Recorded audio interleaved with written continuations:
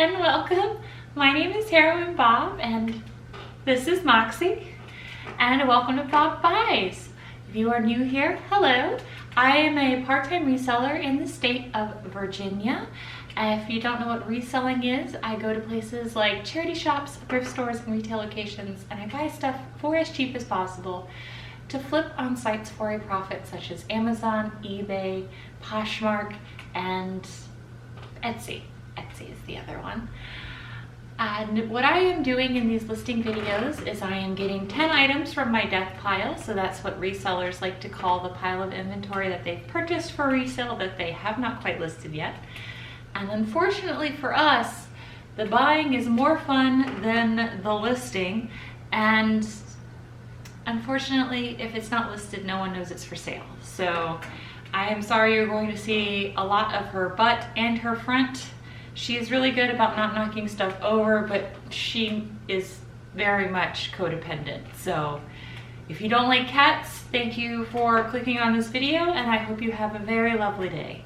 So what we're gonna do is talk about the items, like why I bought them, if I remember how much I paid for them, and hopefully what I can get for them. And then we're gonna do a little listing montage, and I will show you guys my starting eBay number and my ending eBay number, because I'm also using this series as a way to hold myself accountable that I am indeed not just putting it in a video, because I've already done that for a lot of these items, but I'm actually listing them. I'm putting them up for sale, and so far it has been very good. Now I have at this point listed, I think, 70 items, and I still have a lot. Again, I had 150 items plus in my hard goods, which is this, and then I had 150 items in my clothing as well. So I guess let's go ahead and get started. So since I picked this up to begin with, it was just pretty. It is a 10 ounce, I think it's 8 or 10 ounce coffee cup. It has indigenous people scene on it. It's very beautiful.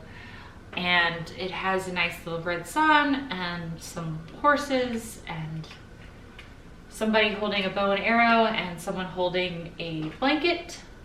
It's just really pretty, and I didn't want to get smashed in trash, so I purchased it, I believe, for 50 cents. I don't know what I can get for it because I didn't see anything similar listed online, so we will find out. Do you not want that? I'm sorry. So one hand is going to be holding stuff, the other hand is apparently going to be petting her child. This next item, you guys have heard me talk about Otagiri.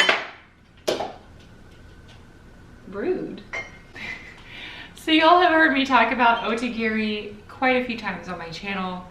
These are in collaboration with Gibson Greeting Cards. They also did a collaboration with Hallmark as well. And these are just beautiful bird mugs. They have a lovely robin redbreast. I think they're robins, or maybe they're just bluebirds. I think bluebirds also have a redbreast. I'm not sure. I will put what kind of bird this is up over here. I don't have an encyclopedic knowledge of birds. I have an encyclopedic knowledge of breakable stuff, but I don't have an encyclopedic knowledge of avians. So I have 3 of these, and what I'm going to do is do one listing and multiple quantity. That has worked for me in the past. When I have mugs like this, some people want to buy a pair, some people just want to buy one, some people just buy all of them, but that gives them options. I'll put it up for about $5 unless the comps say differently, in which case I will also put that over here when I'm listing each mug for. We're gonna do a lot of mugs, by the way. As far as Otagiri goes, this is actually one of the more collectible Otagiris. This is a beautiful beach scene. Like this, I could totally see this in somebody's beach Airbnb or their timeshare somewhere. But I rarely see Otagiri mugs, or I've rarely thrifted Otagiri mugs that have a colored inside, but this has beautiful blue glaze inside. It actually, instead of having the regular Otagiri stamp on the bottom, instead of having the regular Otagiri stamp on the bottom, which I will put over here. This is actually embedded into the mug, which again, I will put a close-up over here. This is just beautiful. It feels really nice and heavy in your hand, and the entire thing has a nice texture to it. The design on it is actually embossed. It's not just painted on there. So this is a really nice mug. I don't know, probably 10 to 15. This is definitely one of the more collectible ones. Their beach scenes are normally fetch more money than any of the other designs. This next item is something I picked up for 25 cents at the Restore. It is Taft Broadcasting Company. I will put some information over here. This is actually a defunct broadcasting company. It was bought out, I think in the 70s or 80s. Again, I'll put that information over here. But old broadcasting mugs, just like old science mugs or companies that don't exist anymore, their memorabilia is actually can be valuable, like Blockbuster and television, that kind of stuff is valuable, or it at least has some value to it. I don't know, because I think I'm the only person who recognized what this was from, and I mean, for 25 cents, I can't really lose out on it. So I'll just put it up for like $5 or something, and maybe somebody used to work there and will want to buy it. I know. I actually locked it this time, so you can't make the table rise up and down. And I know you're sad about that. So this next item is a Disney mug. This is quite worn. This is Authentic Original Disney Theme Parks. This has some crazing. I've talked about crazing before. Crazing is when the glaze has been exposed to extreme temperatures. So that means it went from a place of extreme heat to extreme cold, and it causes the glaze to crack. Does it cause the ceramic to crack? No. The actual item is perfectly fine to use. There are no chips or cracks in this. It's just the glaze that has crackled, kind of like crackle glass. It's perfectly fine. It's just an unfortunate aesthetic thing that has happened. The graphic is a little bit faded. It is not, I think this is supposed to be one of their hand painted ones, but it is not really clear, but it is Beauty and the Beast. It's pink. I figured someone would buy this for about $10. I normally have really good luck with Disney mugs, so I pick them up whenever I see them, especially when I get them for 50 cents. This was a nostalgia buy for me. This is a McDonald's Garfield mug. I remember having these or using these when I was a kid. My parents let me drink coffee when I was a child. I know the adage is it's gonna stunt your growth. I am 5'9", so that didn't happen. And I wasn't a hyperactive child. I was actually very reserved and quiet. I didn't have very many friends growing up. So it wasn't an issue for me to drink coffee. My brother, on the other hand, he didn't get to drink coffee. He also didn't like it, so it didn't matter. But this is what I used to drink my coffee out of. This is from 1980. It just has normal Odie. I forgot what the girl cat's name was. That'll go over here as well. And then Garfield, and it says, I'm not one who rises to the occasion. And it's them on a seesaw. These aren't worth very much. The more you have of these, the better of a price you're gonna get. This one also has significant dishwasher fading. I have talked about this multiple times. Please do not put your vintage glassware in the dishwasher. If it is made pre like 1985, just don't do it. You're gonna cause the graphic to fade. So my personal opinion, and also for actual reasons, please do not put your vintage glassware in the dishwasher. Just please don't do that. The next item is restaurant wear. I have talked about restaurant wear a lot. I told you guys that I would probably have restaurant wear in every single one of these videos because I bought a giant lot of restaurant wear in one of my videos.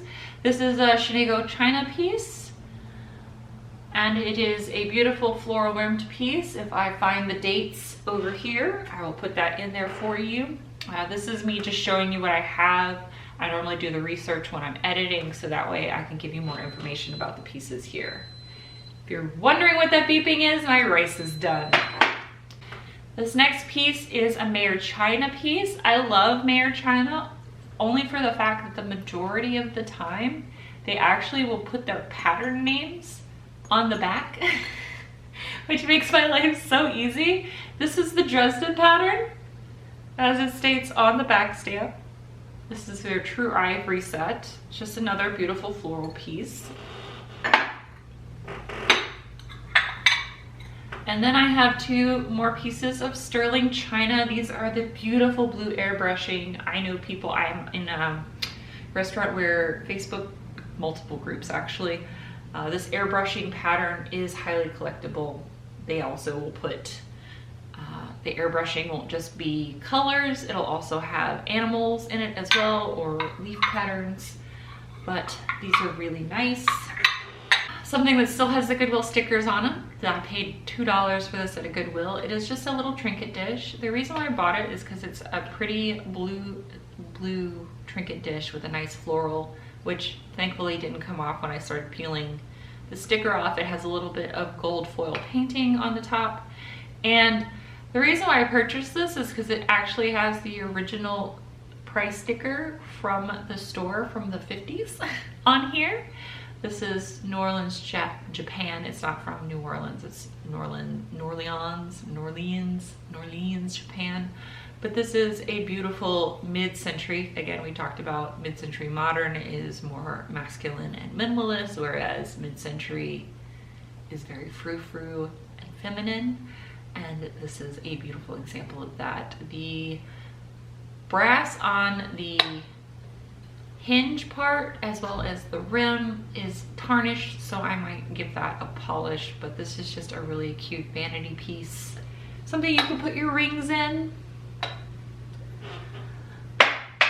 But those normally sell for about $10. I know this sounds like a lot of low dollar items, but again, I love vintage glass. I love vintage ceramics.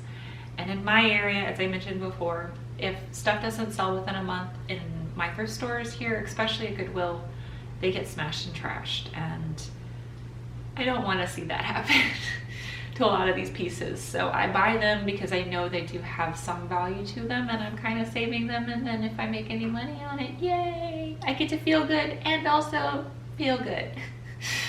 But this last piece is a vintage from this like late 60s, early 70s. This is made in the USA. I think this is California pottery. I've talked multiple times about how I am gravitating to everything green because green is my favorite color. This is glorious. This is a beautiful, this is actually a cigar ashtray. This is not just a regular cigarette ashtray, it's a cigar ashtray. You can tell because these are much larger than what a typical cigarette would be. This would also be really good for pipes as well. This is like a pipe cigar piece. And I've talked about it before, whereas we have come to be aware of how not healthy cigarettes are, and that has declined. The green has not declined, that has only risen as it has become legalized. So ashtrays are still in demand. Vintage ashtrays are especially in demand. So that is why I buy these. Now this does have some damage on it, but thankfully it has nothing to do to the aesthetic of this.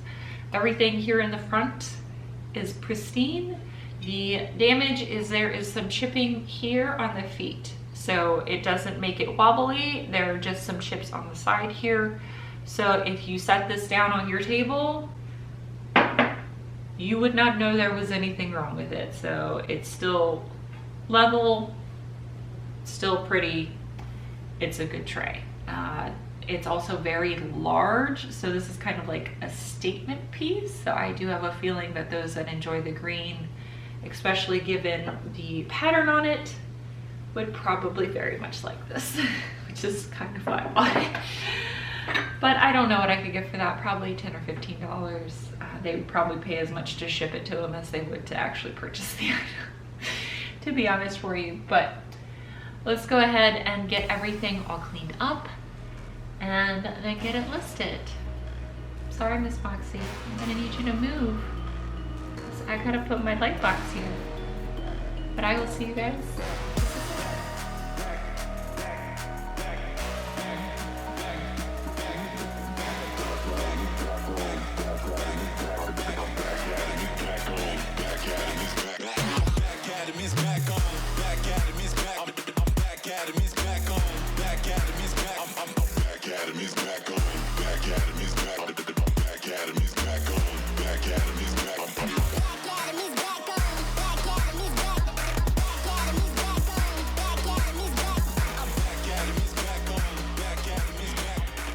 this is where I started, and this is where I've ended up. I really do appreciate each and every one of you for watching me go through my money pile, or I should say going through my inventory pile and turning it into a money pile. Filming this has been really helpful for keeping me accountable. Just saying like, oh, I'll do it tomorrow. I can't do it tomorrow because I need to put out a video tomorrow. So doing this every couple days and like filming it has really made a difference. I still have so much stuff that it hasn't really made a visible dent, but like mentally it's made a really good dent. Like I visually and physically can see that I am getting the listings up by making these numbers go up. And then also my sales have been much improved as well. So not only are these getting listed, but they are going out the door. So even if it still looks like a hot mess, which I still haven't shown you guys, it's getting better. And that's also another reason why I have the wall of accountability, is because I do keep the numbers visually there. So even if it doesn't look like I've made much of a dent in my death pile, like I can visually see that the numbers are there. And it's very helpful in reassuring me that this is a good thing. But thank you guys for watching. I hope you have a wonderful day. I do hope that this has maybe helped you guys also want to work on your death pile. Again, even if it's just picking 1 or 2 items a day, that adds up over time. And speaking of over time, I will see you guys tomorrow. Bye! Oh, the hero comes, I can hear the drums, and a horse is drawn to the kingdom.